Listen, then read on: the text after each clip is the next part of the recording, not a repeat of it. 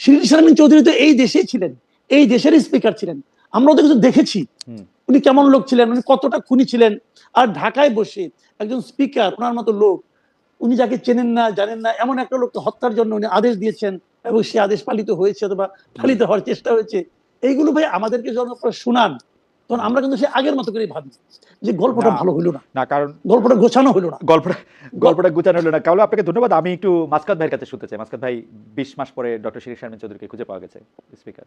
আমি সবসময় এই অনুরোধটা জানিয়ে আসি যে চিত্রনাট্যগুলো যারা লেখেন এই রাইটার চেঞ্জ করার জন্য, কারণ একই গল্প আপনি ধরেন বারবার বারবার যদি বলে তাহলে তো এটা হয় না ঠিক মতো। তো এখন ব্যাপারটা হচ্ছে যে উনি যেহেতু একটি ফ্যাসিস্ট শাসকের সময়ের স্পিকার, সে কারণে হয়তো তাকে নিয়ে এসে তার মাধ্যমে শপথ পড়ানো সম্ভব হয়নি। তবে ফ্যাসিস্ট সময়ের প্রেসিডেন্টকে নিয়ে তো আমরা অনেক মানে আদরণীয় মুহূর্তের বিনির্মাণও দেখতে পাচ্ছি। সুতরাং এই যে উনাকে খুঁজে পাওয়া খুঁজে না পাওয়া, এর মধ্যে যেটা হয়, আপনি তো ডিপ স্টেটের কথা জানেন, এ নিয়ে তো দীর্ঘ আলাপ আলোচনা হয়েছে। এখানে এটা নির্ভর করে যে ডিপ স্টেট কখন ডিপ স্টেটকে ম্যানেজ করে চলতে পারছেন আপনি, কখন আপনি ম্যানেজ করে চলতে পারছেন না। তো যতদিন উনি ম্যানেজ করে চলতে পেরেছেন ততদিন হয়তো তাকে গ্রেফতার করা হয়নি, যখন উনি ম্যানেজ করতে পারেননি তখন তাকে গ্রেফতার করা হয়েছে। আবার এর পেছনে আরো একটা উদ্দেশ্য থাকতে পারে, যে আপনি যেমন সামান্য কাপড়ে ময়লা হলে লন্ড্রিতে দিয়ে দেন, ওরকম ভাবে উনাকে এনে এই বিচার প্রক্রিয়ার মধ্যে দিয়ে নিয়ে গিয়ে তার যে ইমেজ, সুন্দর ইমেজ, ওইভাবে আবার ধপধপে সুন্দর হিসেবে তাকে উপস্থাপনের চেষ্টাও থাকতে পারে। এখন এই সবই তো আমাদের হাইপোথিসিস, যেহেতু চিত্রনাট্য লিখেছে ডিপ স্টেটের দুর্বল চিত্রনাট্যকার। মাসকাত ভাই, আপনি যেহেতু ডিপ স্টেটের কথা তুললেন, সেই জন্য আমাদের অনেকগুলি আসলে কমন প্রশ্ন আছে, মানে কিন্তু আমরা একটু বলি। দর্শকদের মধ্যে একজন সুমন আহমেদ, তিনি প্রশ্ন করেছেন এনসিপির আর কি বিকল্প ছিল, দয়া করে বলবেন। বিএনপি ও জামাত ছাড়া এনসিপির বিকল্প আমার কাছে মনে হয় এনসিপি নিজস্ব সত্তা নিয়ে থাকলেই সবচেয়ে ভালো হতো, যেখানে এনসিপির নেতৃত্বে যেমন রাষ্ট্র সংস্কার আন্দোলন এবং অন্যান্যরা যখন যোগ দিয়েছিলেন, সেটা এনসিপির নেতৃত্বে কোনো কিছু একটা হলে আমি হয়তো, আমার কাছে এটা বিকল্প মনে হতো। যাই হোক, তুলা রাশির আরেকজন দর্শক আমাদেরকে বলেছেন, ওনার নাম নাইম, উনি বলছেন তুলা রাশির জাতক ছিল না বলে আসলে বাটি চালান দেওয়া হয় না, এটা বোধহয় মাসুদ আমার ভাইকে বলছেন।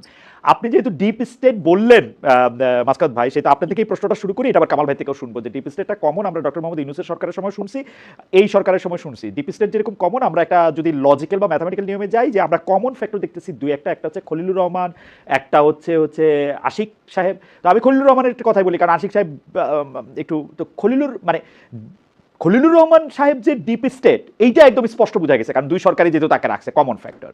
এখন আপনার কাছে কি মনে হয়, খলিলুর রহমান সাহেব কি ডক্টর ইউনূসের জন্য ডিপ স্টেট ছিলেন, না ডক্টর মানে তারেক রহমানের জন্য ডিপ স্টেট? মানে উনি কার জন্য কাজ করছেন, নাকি দুইজনের জন্যই? মানে তারেক রহমান সাহেব কি ডক্টর মোহাম্মদ ইউনূসের পছন্দের বেটনটা কিনা, বা ডিপ স্টেটের পরবর্তী প্রধান পছন্দ কিনা, মানে আমার নাকি কোনটা, মানে ডিপ স্টেটের কোনটা আসলে, মানে কার রোলটা কি, খলিলুর রহমানের রোলটা কি? আমার কাছে মনে হচ্ছে যে উনি যেহেতু উনি কিন্তু এর আগেও একবার আপনার তত্ত্বাবধায়ক সরকারের সময় 2001 সালে তত্ত্বাবধায়ক সরকার চাকরি করতেন, জয়েন্ট সেক্রেটারি লেভেলের অফিসার ছিলেন, তাকে তো সেই তত্ত্বাবধায়ক সরকার প্রধানের পিএস বানানো হয়েছিল। ওটা তো ওনার চাকরি, ওনার তো চাকরি। ওইটা ওই সময় হয়তো তার এই প্রশিক্ষণটা হয়েছে যে কিভাবে মানে সরকার পরিবর্তন ঘটাতে হয়, বা এই যে ওই সরকার পরিবর্তন কিন্তু খুবই স্মুথ ছিল। শেখ হাসিনা ক্ষমতা ছেড়ে দিয়েছেন, লতিফুর রহমান সাহেব ওই যে আইনের প্রেক্ষিতে তত্ত্বাবধায়ক সরকার বিলে অনুসারে সর্বশেষ অবসরপ্রাপ্ত প্রধান বিচারপতি হিসেবে ক্ষমতায় আসছেন, এবং উনি খুব junior officer, trust you me, তখন আর কি উনি খুবই জুনিয়র। আপনিও সরকারি চাকরি করতেন, আপনি জানেন। জি, এক রাতের মধ্যে, আমি তো তখন সার্ভিসে, এক রাতের মধ্যে আপনি এতগুলো সিভিল সার্ভেন্টকে, সচিবকে এবং বিভিন্ন জায়গায় ওলট পালট করে দিবেন, সেটাও তো আবার একটু বিশদ দৃশ্যই থাকে। আচ্ছা, যাই হোক, আমরা অত পেছনে না যাই, এমনি আমাদের ইতিহাসের আলোচনা অনেক সময় যায়। তো এখন ঘটনাটা হচ্ছে যে আমরা তো, আমার কাছে মনে হয়েছে যে আমরা বাইরে থেকে যেটা বুঝতে পেরেছি যে যুক্তরাষ্ট্রের সঙ্গে নেগোসিয়েশনে তার একটা দক্ষতার জায়গা আছে, দীর্ঘদিন ওখানে থাকেন। আপনিও যেমন ওখানে দীর্ঘদিন থাকলে তারপর হয়তো লোকজন মনে করবে যে আপনার মাধ্যমে হয়তো যুক্তরাষ্ট্রের সঙ্গে এরকম সম্পর্ক সম্ভব। আপনি দেখেন না, একজন অ্যারেস্ট হয়ে গেলেন, একবার বললেন যে উনি ওই যে জো বাইডেনের ফ্রেন্ড হিসেবে।